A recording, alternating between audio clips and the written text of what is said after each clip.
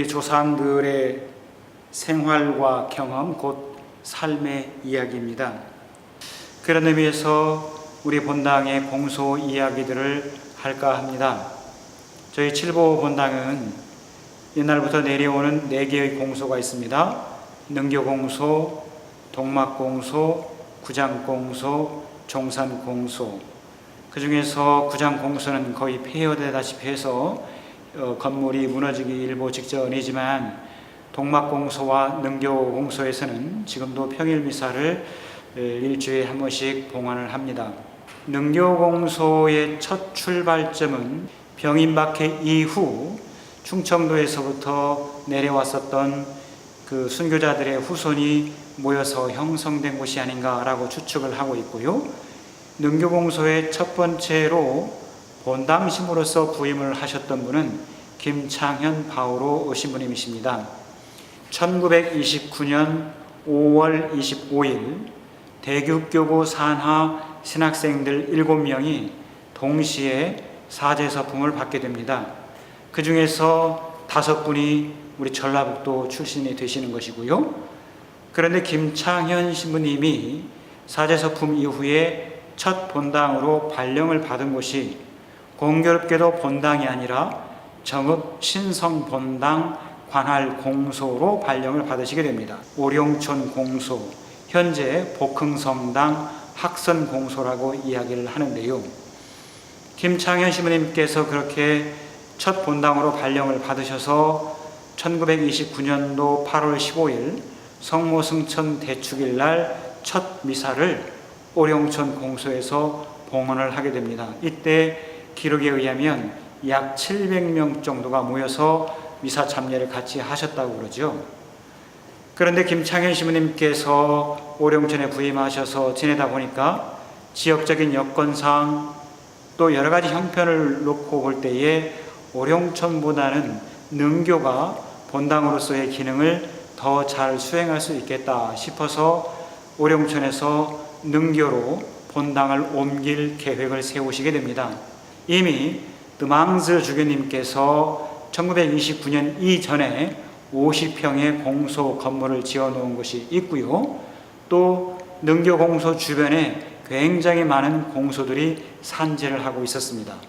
그래서 교우들의 접근성이나 지리적인 여건 등을 놓고 볼 때에 오룡촌보다는 능교가 본당으로서 기능을 더 잘 수행할 수 있다고 판단을 하셔서 드망주 주교님께 건의를 하신 후에 능교로 본당을 옮겨오게 됩니다.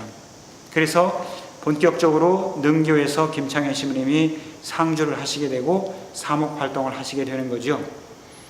그래서 오늘날에 이르러서는 오룡촌, 능교, 태인, 신태인으로 갔다가 신태인 본당에서 2008년도 칠보 선교 성당을 출발하게 되고 올해가 2018년이니까 딱 본당 설립 10주년이 되는 해가 올해가 되겠습니다.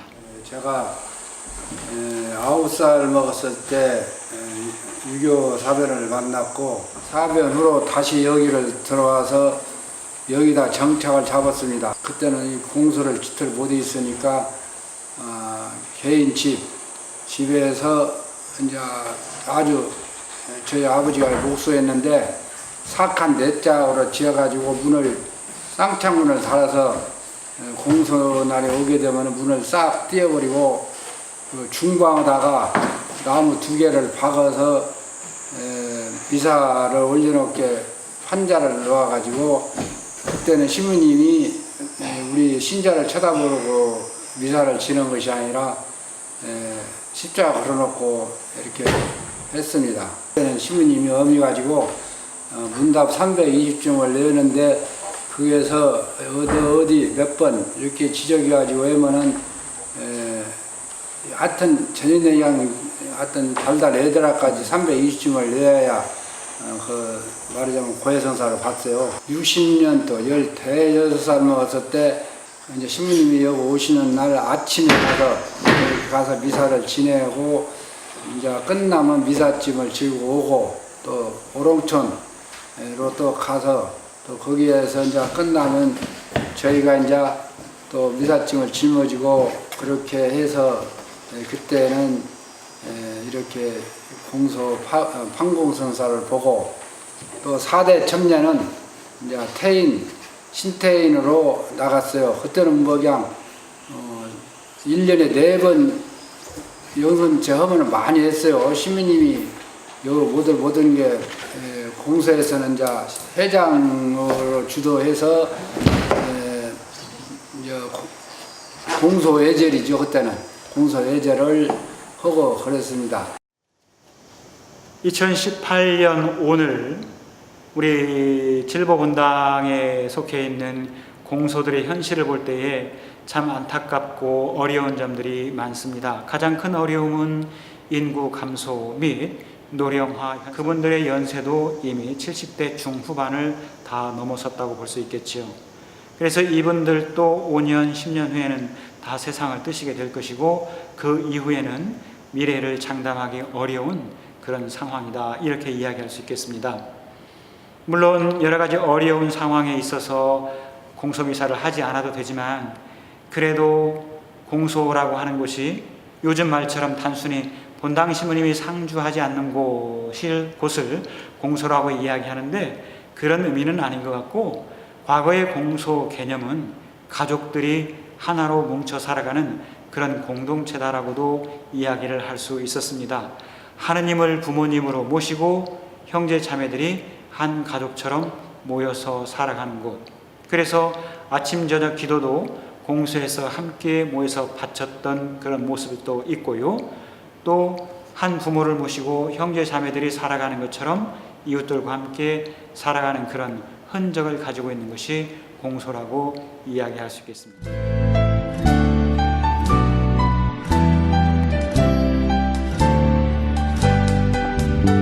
주님의 집에 가자 할 때 나는 몹시 기뻤노라. 주님의 집에 가자 할 때 나는 몹시 기뻤노라. 주님의 집 아들 모두 다 저기로 올라가도다. 이스라엘 법을 따라 주님을 찬양하도다. 이제 공소의 앞날을 예측하기가 참 어려운 상황에서 제 나름대로 사람들이 참 많이 와서 관심을 가져주고 순례됐으면 좋겠다 싶은 생각이 참 많이 들었습니다. 그래서 과거에 공소와 공소를 연결했었던 공소길들이 있습니다. 예를 들면 우리 칠보본당 관할인 동막공소에서 오령촌 공소까지의 공소길을 복원을 마쳤고요. 그리고 구장리 공소에서 수려성당까지 다녔던 그 길도 최근에 복원을 다 마쳤습니다. 그리고 먹구니 우리 김난식 프란체스코와 김현채 토마스가 묻혀있는 먹구니 공소를 중심으로 해서 새로운 공소 순례길, 우리 칠보 본당에서는 공소 순례길이라고 정해놓고 따로 리본도 만들어서 그런 리본들도 다 부착을 해 두었습니다.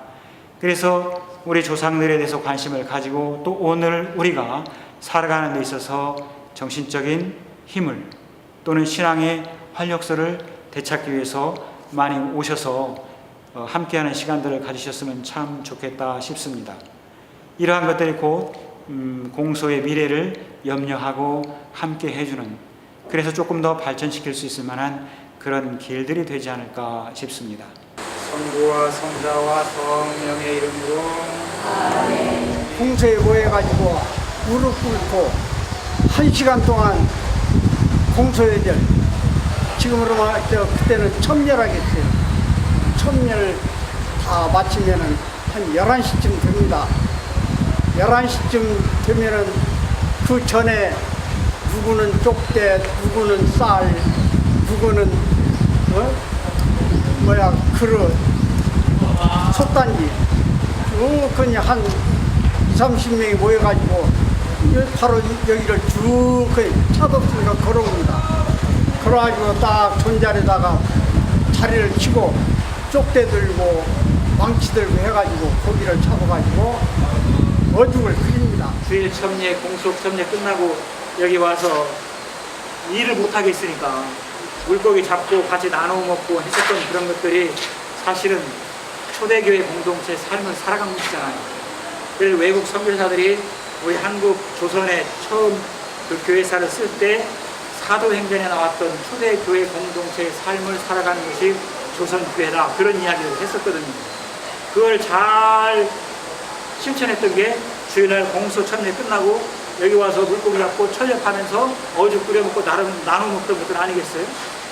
그래서 그런 정신들 우리가 조금 표현 방법이 달라졌겠지만 다시금 잘 살려서 오늘을 살아가려고 하는 것, 그것이 우리 조상들이 우리들에게 남겨주었던 역사를 되새기고 그 역사의 정신을 살아가는 것이 아닌가, 저는 그렇게 이야기 드리고 싶습니다. 이곳 능교 공소는 이봉석 신부님께서 현 성전을 신축하였습니다.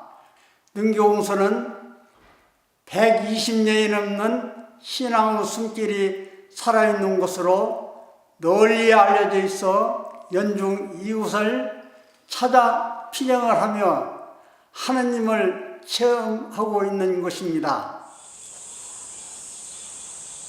이 밑으로 성당이 옮겨지면서 여기는 이제 피정 오신 분들의 공간을 이용하기 위해서 주방을 이렇게 만들게 되었고요. 옛날에는 그 집으로 된 문을 이렇게 들고서 안으로 들어가서 그 저기 볼일을 보고 뒷정리를 하고 나왔던 그런 화장실인데요. 그 피정 오신 분들을 위해서 저희들이 좀 더 그 저희 화장실을 좀 깨끗하게 제공하기 위해서 이렇게 화장실을 새로 남자 화장실, 여자 화장실로 해서 이렇게 만들어 놨습니다.